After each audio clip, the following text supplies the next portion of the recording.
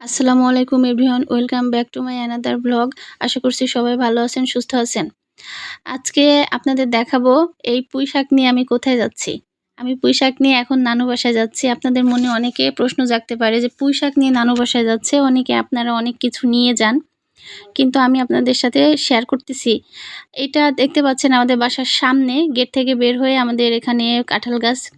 গাছটা যেহেতু ছোট তারপরেও মাশাআল্লাহ অনেক বেশি কাঁঠাল ধরছে, আর এই কাঁঠালগুলো অনেক টেস্টি।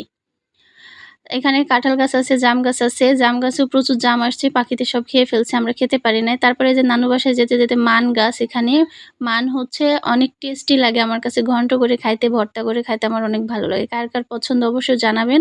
কথা বলতে বলতে যে নানু বাসায় চলে আসছি। নানু বাসায় গেটের সামনে যে একটা ফুল গাছ আছে, জবা ফুল। এই জবা ফুলটা আমার অনেক পছন্দের। এটা হচ্ছে পিঙ্ক কালারের, সেজন্য আমার অনেক বেশি ভালো লাগে। নানু বাসার গেট থেকে এবার ভিতরে ঢুকবো। দেখেন কত তাড়াতাড়ি কথা বলতে বলতে নানু বাসায় চলে আসছি। তারপরে এই যে আমার নানির মুরগি আছে, সেই মুরগিগুলা এই ঘরেই রাখে। যদিও খুব বেশি সংখ্যক মুরগি নাই, কিছু মুরগি আছে। আসলে একা মানুষ, আমার নানু আর আমার নানি দুইজন মানুষ। এখানে দেখেন কিউট একটা গরুর বাচ্চা। এই বাচ্চাটা 2-3 মাস আগেই হইছে। আর এই যে এখন যেটা দেখাবো, এই লাল এই ছেলে বাচ্চাটা, এটা হচ্ছে এই গরুটার প্রথম বাচ্চা। মা গরুর প্রথম বাচ্চা হচ্ছে এটা। আর ওই যে গরুটাও দেখাই দিলাম। আসলে অনেকের বাড়িতে, গ্রামে ম্যাক্সিমাম বাড়িতেই গরু আছে, কম বেশি সবার বাড়িতেই গরু আছে। আমাদের বাসায় শুধু নাই, যেহেতু আমাদের বাসায় লোক নাই তেমন। তারপর নানু বাসা থেকে বের হয়ে চলে আসছি। এটা হচ্ছে মক্তব। আমার দাদু তার নিজের জমিতে এই মক্তবটা তৈরি করে গেছিল।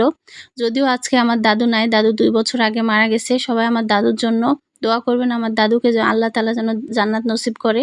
তারপর আমি আমাদের নিজের বাসায় চলে আসছি। আমার বাসার সবথেকে ফল গাছের মধ্যে পছন্দের গাছ হচ্ছে এই জাম্বুরা গাছটা। আমাদের বাসা জুড়ে, উঠান জুড়ে এই গাছটা, এত বড় গাছ। তারপরে দেখেন জাম্বুরাগুলো এবার সাইজে অনেক ছোট হয়েছে, বারবার অনেক বড় হয়। একটা 5 বছরের ছোট বাচ্চা জাম্বুরাটা ধরতে পারবে, এত কাছে। তারপরে এই যে আম দেখাচ্ছি, আমটাও আমার নানুর গাছে। কাঁচা আম, কাঁচা আম এটা অনেক মিষ্টি আম। কাঁচা পাকলে অতটা বেশি ভালো লাগে না, কাঁচাটাই বেশি ভালো লাগে। ফজলি আম বলে আমাদের গ্রামের ভাষায়। আমার ভিডিওটা আজকের ভিডিওটা এই পর্যন্তই। কার কার ভিডিওটা ভালো লেগেছে অবশ্যই লাইক করে জানাবেন, কমেন্ট করবেন।